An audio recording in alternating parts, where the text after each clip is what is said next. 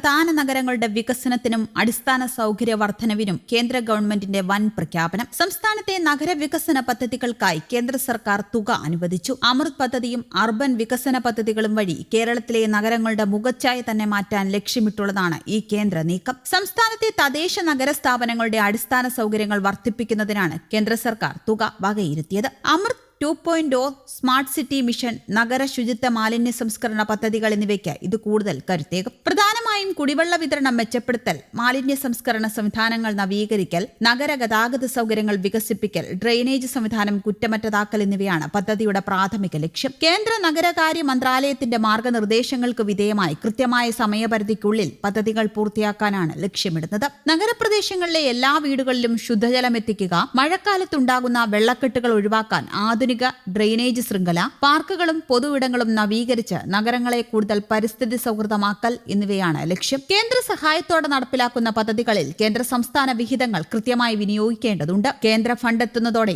സംസ്ഥാന വിഹിതവും കൂട്ടിയിണക്കി പദ്ധതികൾ വേഗത്തിൽ ടെൻഡർ ചെയ്യാനാണ് നഗരവികസന വകുപ്പിന്റെ നീക്കം. കേന്ദ്ര ഭവന നഗരകാര്യ മന്ത്രാലയത്തിന്റെ മേൽനോട്ടത്തിൽ 2026-2027 സാമ്പത്തിക വർഷത്തേക്ക് അമ്മാസ് ആക്ഷൻ വഴിയാണ് പദ്ധതിക്കായി കേന്ദ്രവിഹിതം ലഭ്യമാക്കിയിരിക്കുന്നത്. അമൃത് 2.0 പദ്ധതിയുടെ നിലവിലെ ഫണ്ടിംഗ് പാറ്റേൺ അനുസരിച്ച് ആകെ അനുവദിച്ച 60 കോടി രൂപയിൽ 20 കോടി രൂപ കേന്ദ്ര വിഹിതവും 40 കോടി രൂപ സംസ്ഥാന വിഹിതവുമാണ് ഉൾക്കൊള്ളിച്ചിരിക്കുന്നത്. കേരളത്തിലെ 6 പ്രധാന മുനിസിപ്പൽ കോർപ്പറേഷനുകളും 1 ലക്ഷത്തിനു മുകളിൽ ജനസംഖ്യയുള്ള കോട്ടയം, ആലപ്പുഴ, പാലക്കാട് എന്നീ 3 പ്രധാന നഗരസഭകളുമാണ് ഈ പദ്ധതിയുടെ നേരിട്ടുള്ള പരിധിയിൽ ഉൾക്കൊള്ളിച്ചിട്ടുള്ളത്. നഗരങ്ങളിലെ കുടിവെള്ള വിതരണം, മലിനജല സംസ്കരണം, ഹരിത ഇടങ്ങളുടെ നിർമ്മാണം, സുസ്ഥിര നഗര ഗതാഗതം തുടങ്ങിയ വിവിധ ജനക്ഷേമ വികസന പ്രവർത്തനങ്ങൾക്കാണ് ഈ തുക പ്രധാനമായും ഉപയോഗിക്കുന്നത്. സ്മാർട്ട് നഗര വികസന പദ്ധതികളുടെ അടുത്ത ഘട്ടത്തിലേക്ക് കാലെടുത്തു വെക്കുന്ന കേരളത്തിന് ഈ തുക വലിയൊരു ആശ്വാസമാകും. കാലതാമസമില്ലാതെ പ്രവർത്തികൾ ആരംഭിച്ച് ജനങ്ങളിലേക്ക് ഇതിന്റെ പ്രയോജനം എത്തിക്കുക എന്നതാണ് നഗരസഭകൾക്ക് മുന്നിലുള്ള പ്രധാന വെല്ലുവിളി.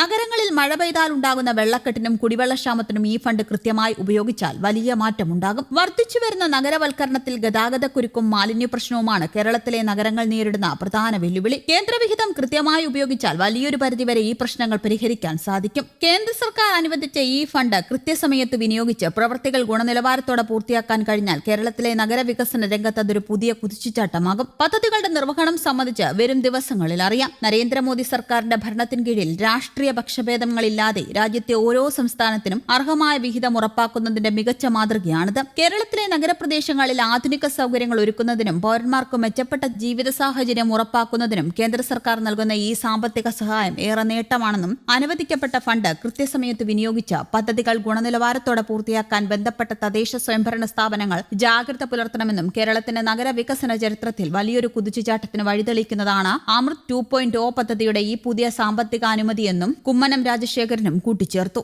ഇതുമാത്രമല്ല, കേന്ദ്രം കേരളത്തിന് നൽകിയ വികസന സഹായങ്ങൾ ഗതാഗത അടിസ്ഥാന സൗകര്യ വികസനത്തിലും വലിയൊരു പങ്ക് വഹിച്ചിട്ടുണ്ട്. കേരളത്തിന് അനുവദിച്ച 2 വന്ദേ ഭാരത് ട്രെയിനുകൾ സംസ്ഥാനത്തെ ട്രെയിൻ ഗതാഗതത്തിൽ വലിയ മാറ്റമുണ്ടാക്കി. ദേശീയപാത 66 വികസന പാതയാക്കുന്നതിനുള്ള ഭീമമായ തുകയുടെ പദ്ധതി കേന്ദ്ര ഉപരിതല ഗതാഗത മന്ത്രാലയത്തിന് കീഴിൽ അതിവേഗം പുരോഗമിക്കുകയാണ്. കൊച്ചി മെട്രോയുടെ ഇൻഫോ പാർക്കിലേക്കുള്ള വിപുലീകരണത്തിന് കേന്ദ്ര അനുമതിയും സാമ്പത്തിക സഹായവും നൽകി. വിഴിഞ്ഞം അന്താരാഷ്ട്ര തുറമുഖ പദ്ധതിക്ക് സാമ്പത്തിക സഹായമായും സുരക്ഷാ കസ്റ്റംസ് അനുമതികൾ വഴിയും കേന്ദ്ര പിന്തുണ നൽകി. ശബരി റെയിൽവേക്കും അടിസ്ഥാനത്തിലുള്ള നവീകരണങ്ങൾക്കും കേന്ദ്ര റെയിൽവേ മന്ത്രാലയത്തിന്റെ സഹായമുണ്ട്. ഗ്രാമീണ നഗരമേഖലകളിൽ വീടില്ലാത്തവർക്ക് വീട് നിർമ്മിക്കാനുള്ള കേന്ദ്ര സഹായം, തീരദേശ വികസനത്തിനും മത്സ്യത്തൊഴിലാളികൾക്കുമായി നീക്കിവെച്ച സാമ്പത്തിക സഹായം തുടങ്ങി കേന്ദ്രം കേരളത്തിന് നൽകുന്നത് നിരവധി സഹായമാണ്.